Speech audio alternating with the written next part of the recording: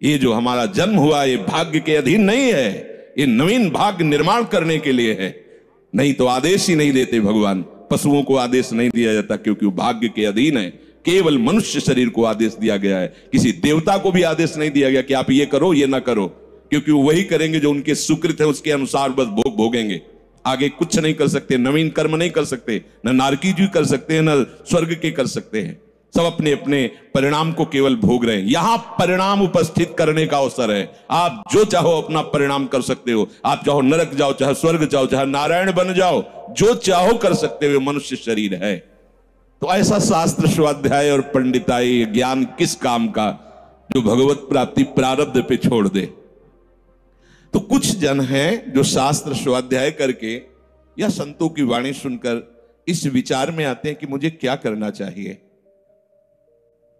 परिवार का पोषण या भगवत प्राप्ति।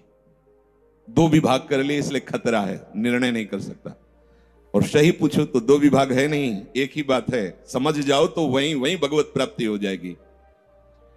अब उसके विचार में आता है कि अभी तो ब्याह हुआ है, या अभी छोटे छोटे बच्चे हैं, या अभी बच्चों का ब्याह किया है, अभी नए हैं, क्या जाने संसार का। मेरी आवश्यकता है, नहीं तो संसार इनको परेशान कर देगा। जिस कर्तव्य को तुम विसार करके झूठे भाव को कर्तव्य मान रहे हो, अरे माया के दीवाने, यहां से जाना है, यहां से जाना है। ये भूल जाते हैं। माया की ऐसी भूल भुलैया है कि हमें शरीर में राग और शरीर संबंधियों के राग में सुख मिलने लगता है और लगता है कि मैं अविनाशी हूं। वैसे मैं तो अविनाशी ही है, पर विनाशी को लेकर मैं ये भूल कर बैठता है। और जिसको पकड़ा है वो सब विनाशी, सब विनाशी। गो गोचर जहां लग मन जाई, सो सब माया जानो भाई। दुनिया में लाखों का मेला जुड़ा, हंसा जब जब उड़ा तो अकेला उड़ा। समझो ये माया की चाल है जो तुम्हें समझने नहीं दे रही। याद ही नहीं आती कि मुझे जाना है, याद ही नहीं आता कि सब छूटना है, ये समझ में नहीं आता कि मैं आया किस लिए। बड़ी विचित्र भूल भुलैया है। मोह कुटुंब के अवसर खोयो हरि की शुद्ध बिसराई।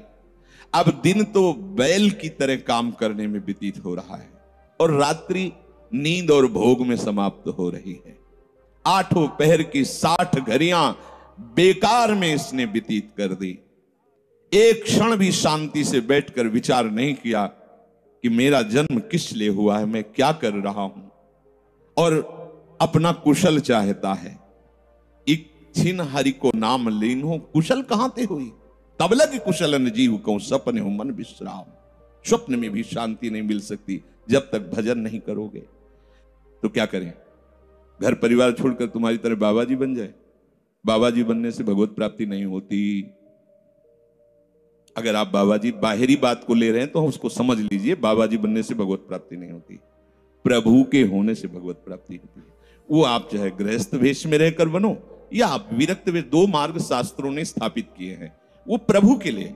अगर वेश बदल लिया है और परिवार का राग है, भोगों का राग है, संसार की सत्यता का भान हो रहा है कि सब सत्य है, कोई फर्क नहीं पड़ता। वेश परिवर्तन से कोई फर्क नहीं पड़ता। गधे की पीठ में चाहे मिट्टी ला दो, चाहे कबाड़ ला दो, चाहे बेद ला दो, उसको बाहर से मतलब है। शरीर में चाहे लाल कपड़ा पहनो, चाहे सफेद पहनो, चाहे काला पहनो, चाहे नीला पहनो, चाहे पीला पहनो, ये तो वस्त्र है। आपका उद्देश्य क्या हुआ, आपका अपनापन कहां गया, ये खास बात है। कहीं ऐसा नहीं लिखा कि बाबा जी बनने से वो मोक्ष पद प्राप्त, नहीं। जहां संत की बात आएगी वहां लक्षण होंगे।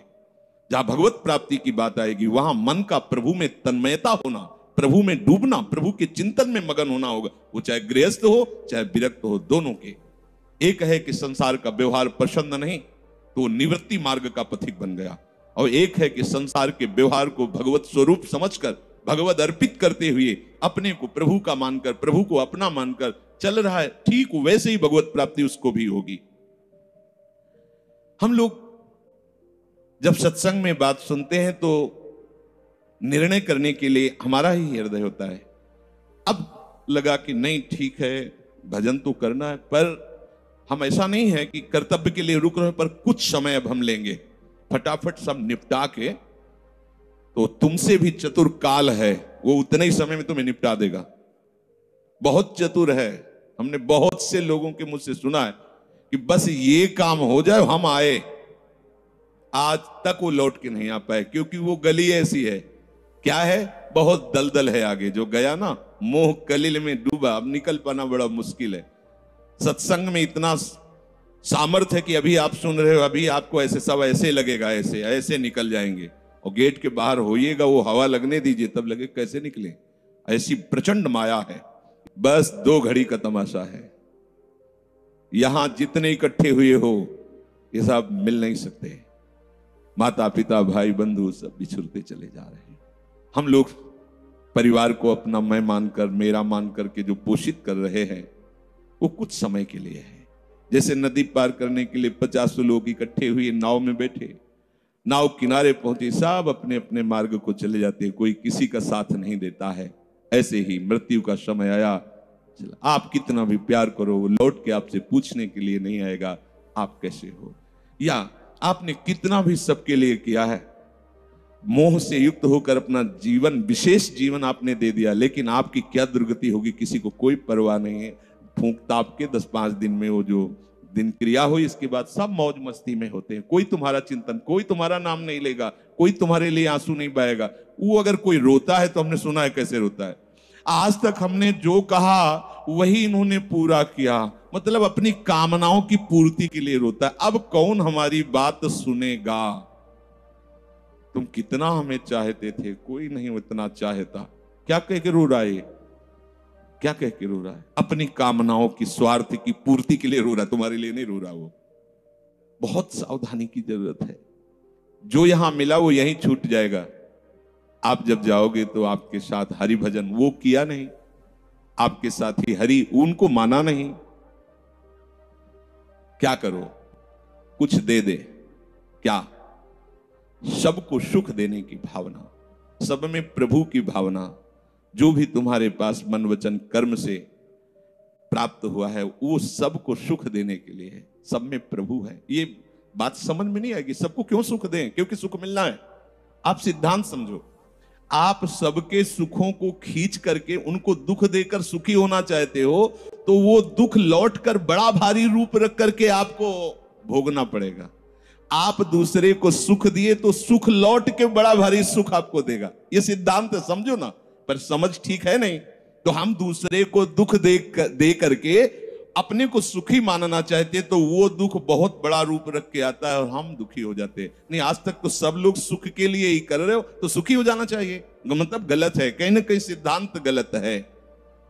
अब ये बात हमारी समझ में आई सत्संग के द्वारा कि हमारे जीवन के जो 2 उद्देश्य बन रहे थे कि एक तो क्या करें, परिवार का पोषण करें या हरि भजन करें, तो 2 भाव जो बने थे उनको तो मिटा दो, 2 है ही नहीं। घर गृहस्थी में जो है बिल्कुल उसे बंधनकारी मत समझो। प्रभु का सब कुछ मानकर नाम सुमिरन करते हुए जो सेवा करो, अरे बड़ा आनंद आता है। आपको लगता है कि बैठकर भजन होता है, बिल्कुल ये मन की चाल है, नहीं होता। मन को भजन में नहीं लगाओगे तो चाहे पड़े रहो चाहे बैठे रहो, भजन नहीं होने वाला। और अगर भजन में लगाओगे तो फावड़ा चलाते हुए भजन होगा। जब नाम का अभ्यास करना था तो नई अवस्था थी, तो गुरुजन हर समय सेवा में लगाए रहते थे। बड़ी बड़ी पत्थर की शिलियां आश्रम में थी, उठा उठा कर उनको जमा कर खोद के बराबर करना, तुलसी का बगीचा लगाना, गेंदे का बगीचा लगाना, और वृक्षों को हैंड पैप से भर भर के पानी 100-100 बाल्टी खूब सींचना, खूब, और उसमें भी नाम स्मरण करना। और जो पूर्व सदगुरुदेव भगवान थे, बड़े ही बाहरी कठोर नियम वाले, गुरुदेव भगवान की कृपा से समझ में आया। तो हमें लगता है कि कोई भी काम करते हुए भजन हो सकता है, कोई भी। अरे जब युद्ध हो सकता है तो और क्या बात है। अब बोलो आपका निर्णय कि मैं परमार्थ में जाऊं या व्यवहार ठीक करूं। हम कह रहे हैं वो व्यवहार ही परमार्थ बना लो ना, भागने की जरूरत कहां है। और जब आपकी अरुचि बढ़ेगी, वैराग्य बढ़ेगा, तो तुम्हें कोई रोक नहीं पाएगा। वो तो स्थिति आएगी, और अगर स्थिति के लिए बिना तुम भागोगे तो यहां के वही प्रपंच करोगे, यहां भी वही प्रपंच करोगे, भजन नहीं होगा। तो पहले तो साधक को इस बात को लेकर संदेह होता है कि संसार का व्यवहार करना कर्तव्य है या भजन करके भगवत प्राप्ति करना कर्तव्य। अब उसका सत्संग के द्वारा निर्णय होता है, चाहे शास्त्र का चाहे संतों का, कि नहीं नहीं मुझे तो इस जन्म में भगवत प्राप्ति करनी है। संसार के इन सब कार्यों को तो बहुत जन्मों में किया है, अब इस जन्म में भगवत प्राप्ति करनी है। ऐसा निर्णय सत्संग से होता है। जब ऐसा निर्णय हुआ तो भोग उसे कड़वे लगने लगे। ये शरीर का विलास, इंद्रियों का विलास उसको एक दुखद लगने, कैसे कैसे छोड़ूं, कैसे हटूं। अब उसी को वैराग्य कहते हैं। अब उसके अंदर वैराग्य बढ़ने लगा। जब वैराग्य बढ़ने लगा तो वो प्रभु की तरफ चलने के लिए उतावला हुआ। अब उसके सामने प्रभु की तरफ चलने के लिए जो बताने वाले वो शास्त्र हैं और वो संत जन हैं। अब इतने संत जन हैं कि उनकी सबकी अलग अलग साधना है, अलग अलग उपासना है। इतने शास्त्र हैं कि उनकी अलग अलग धाराएं हैं और बिना इसके कल्याण नहीं होगा। हर सब कोई कहता है हमारा मार्ग ठीक है, सब सिद्धांत कहते हैं इससे भगवत प्राप्ति, इससे भगवत प्राप्ति, इससे ऐसा, इससे। वो साधक फंस जाता है कि चलूं तो किस में चलूं। उसके सामने साध्य और साधन विषयक तरह तरह के भेद साधकों के द्वारा, संतों के द्वारा, भक्तों के द्वारा डाले जाते हैं सामने। फिर शास्त्र को पढ़ता है तो बहुत सी बातें शास्त्र में निकलती हैं। अब वो बेचारा परेशान हो जाता है कि अब मैं क्या करूं। संसार का तो सत्संग के द्वारा समझ लिया कि ये ठीक नहीं, मुझे भगवत प्राप्ति, पर कैसे भगवत प्राप्ति करूं। अब इसका निर्णय करना उस नवीन साधक के लिए बहुत कठिन होता है। परंतु भगवत कृपा का वो जिसने आश्रय ले लिया वो यहां टिकता नहीं है इस संशय में। परमार्थ भगवत कृपा से पुष्ट होता है।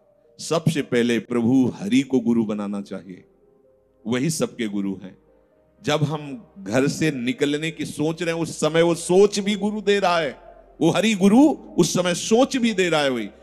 तो जब हमारी ऐसी स्थिति आती है कि हम निर्णय नहीं कर पाते तो अंदर से प्रभु को पुकारना चाहिए, हे गुरुदेव हरि, आप प्रकट रूप में मिलो और मेरा समाधान करो। अब जो ही वो अंदर से ऐसी दशा में प्रभु की शरण होकर के पुकारता है तो भगवत कृपा उसे सदगुरुदेव के रूप में प्राप्त हो जाती है। ये ओहो, जो मैं खोज रहा था वो मिल गया। वो अंदर से भगवान उसको वहां पहुंचा देते हैं, वो बात सुनवा देते हैं, वो संयोग बैठाल देते हैं, जिससे उसके सारे संशय नष्ट हो जाते हैं। अब वो संपूर्ण शास्त्र और संपूर्ण संतों के मत को प्रणाम करके अपने गुरुदेव की आज्ञा पर चलने लगता है।